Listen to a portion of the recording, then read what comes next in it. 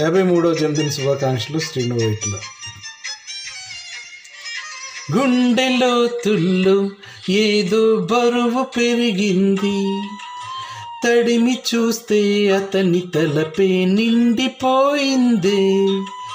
నిన్నదాకా ఎప్పుడు నన్ను తాకేటప్పుడు గుండెలో ఈ చప్పుడు నేను వినలేదే. అలగవే హృదయమా, అనుమతైనా అడగలేదని తెలుసునా మనసుకి తొలి కదలిక. అడగనా అతడిని మెల్లమెల్లగా, నమ్ముతాడు నమ్మడు అని తేల్చుకోలేక, నవ్వుతాడు ఏమిటో అని బయటపడలే.